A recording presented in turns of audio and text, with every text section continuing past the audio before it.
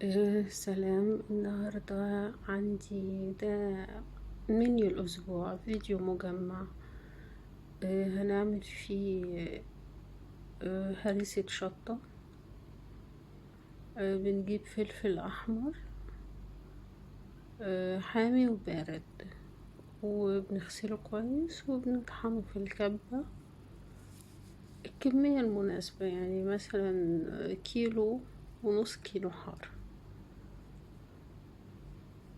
هنا بنفضل نطحنه مش ناعم قوي، بس على اساس ان احنا يعني تبقى باينة كده قطع. بنضيف عليه ملح وزيت فقط، ونقلبهم. مش كمية ملح، قول على الكمية دي كلها ممكن معلقتين ملح بس. بنقلبهم وبنضيف شوية زيت برضو قد نص كوباية كده. وبعد ما نقلبهم بنحطهم في علبة بلاستيك عشان بنحفظهم في الفريزر.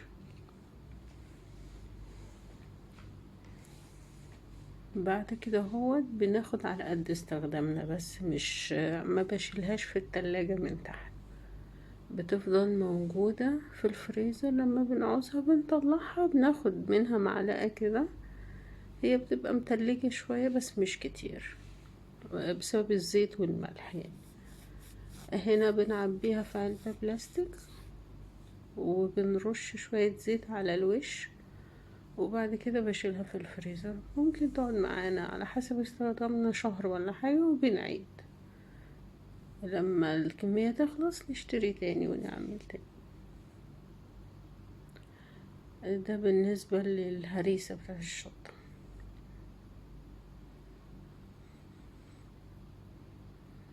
الفيديو ده انا نزلته قبل كده، بس ناس كتيرة طلبت ان انا اعمل فيديو بصوت.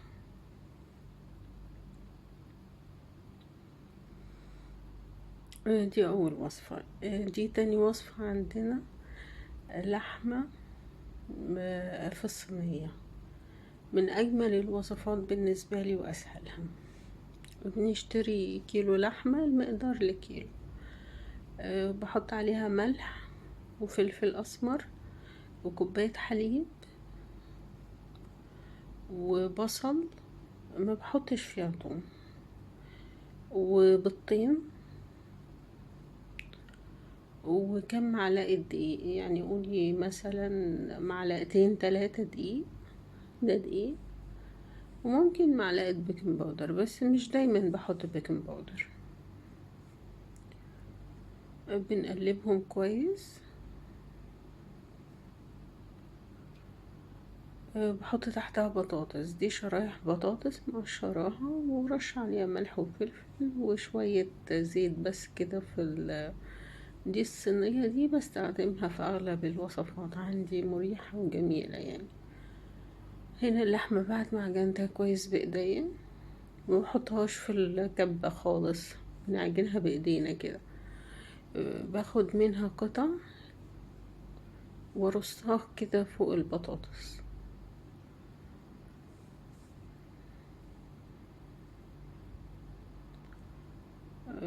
لان انا لو نزلتها كلها هتتجمع في قطعة واحدة، وهتبقى في حتة تخينة وحتة رفيعة.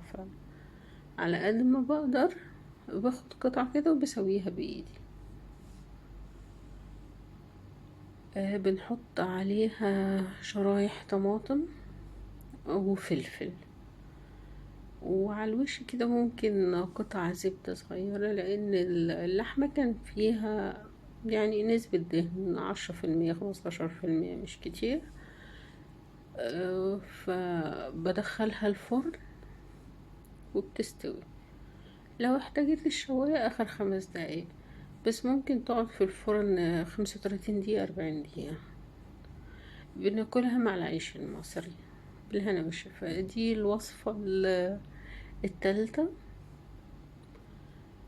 فراخ. بنجيبها وبنغسلها كويس جدا، ولازم بنحطها في مصفى عشان تصفي ميتها. التوابل اللي موجودة في البيت، ملح وفلفل وبابريكا، توابل مشكلة. هنا هوت دي مستردة ومايونيز وصويا صوص حلوة. دول شوية كاتشب صغيرين. على فكرة الفيديوهات دي انا نزلتها قبل كده منفصلة، بس هحاول ان شاء الله كل اسبوع اجمع لكم فيديو مجمع بالصوت، لو هو الفيديو نزل قبل كده من غير صوت. هنا في نفس الصينية الجميلة بتاعتي بنحط التوابل. ما حطيناش بقى لا ملح سوري، ما حطيناش بصل ولا توم فريش، كله بودر. هنا بنقلبهم على بعض، التوابل مع الصوصات اللي احنا حطيناها. حطيت خردل ومايونيز وصويا صوص. طعمها مدي على حلاوة شوية صوصية المرة دي يعني. وبحط الفراخ وبندعكها كويس. بنحط تحت الجلد، يعني انا بفصل الكاميرا وبعمل بايدي طبعا كده. بعد ما تبلتها بالشكل ده، يعني انا ما خليتهاش بقى في التتبيله ساعه ولا ساعتين. بغطي بفويل وبدخل الفرن على طول، لان التوابل مع الصوصات ديت بتطري برضو اللحمه، والتغطيه بتدي بخار فبتستوي مع ذاتها يعني. كده بقول لكم ان انا بغطيها بالفويل، وبتقعد 40 دقيقة تقريبا او 45 دقيقة. ولو احتاجت الوش للشواية بنحط يعني 5 دقايق. ولازم نراقبها لان الشواية بتبقى حامية. جلناها مع سلطة وعيش محمر، كانت جميلة برضو في اليوم دوت، ومستوية الحمد لله كويس جدا. وغدوة كانت جميلة وسريعة برضو. ده بالنسبة للوصفات الفراخ المشوية بالصويا صوص. ويا رب تعجبكم وتجربوها وتقولوا لي رأيكم يعني.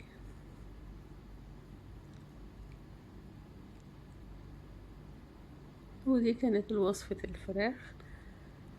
وده التقديمة النهائية. مش فاكرة إذا كنت عملت معاها حاجة تانية ولا لأ، بس هنا برضو وصفة فراخ تانية.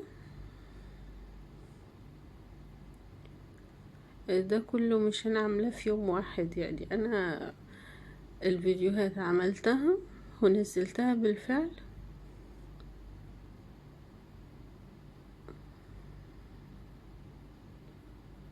آه تقريبا الفيديو ده اتكرر تاني. الفيديو ده اتكرر تاني. ف يعني انا كده يبقى شرحته كله من اوله لاخره. بس واسيبكم بس دقايق كده مع اللقطات ديت. انا بحاول على قد ما اقدر ان انا وانا بعمل المونتاج للفيديو ان انا ما اطولش عليكم، على اساس ان انتوا برضو لو الواحد هياخد وصفة يستوعبها بسرعة ويعملها. ناس كتير قالت لي نزلي صوت وكده.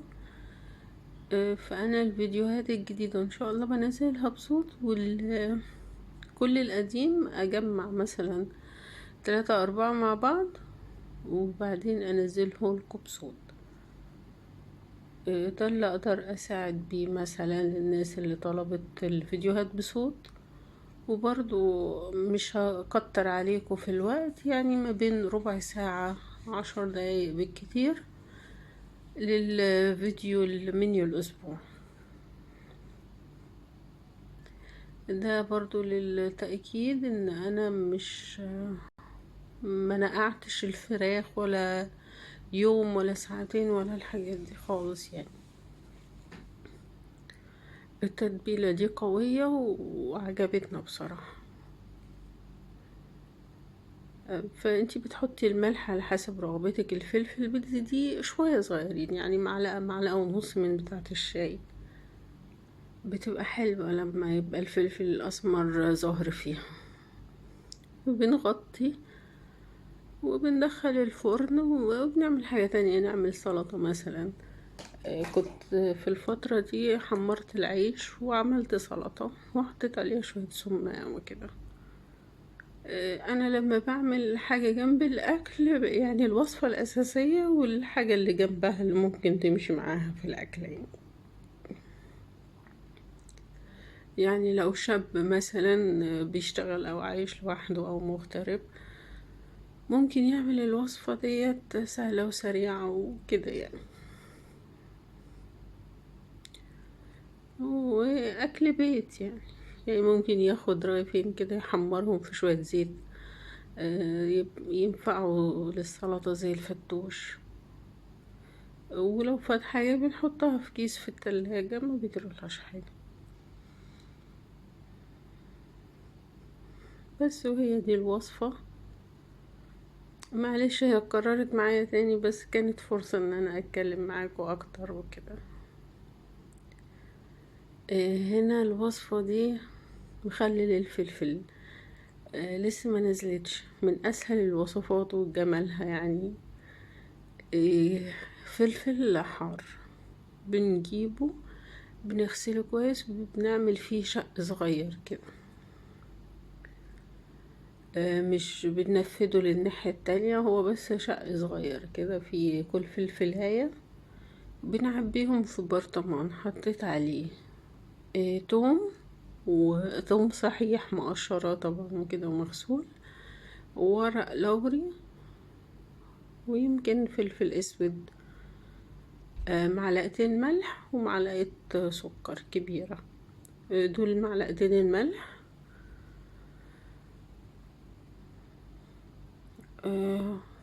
ومعلقة سكر وشوية خل وشوية مياه مغلية، لانه ما كانش برطمان كبير، كان برطمان وسط. الوسط بتاعه يعني نقول ياخد كيلو فلفل.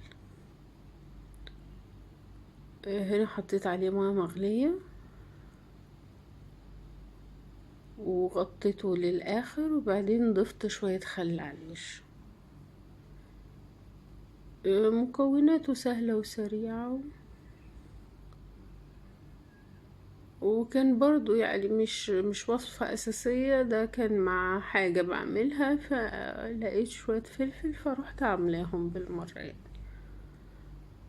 وبنغطيه وبنسيبه يومين 3 كده لحد ما لونه بيغير بس كده، ونرجع ممكن نشيله في التلاجة، بس استحمل معايا ان انا شايلاه برا التلاجة.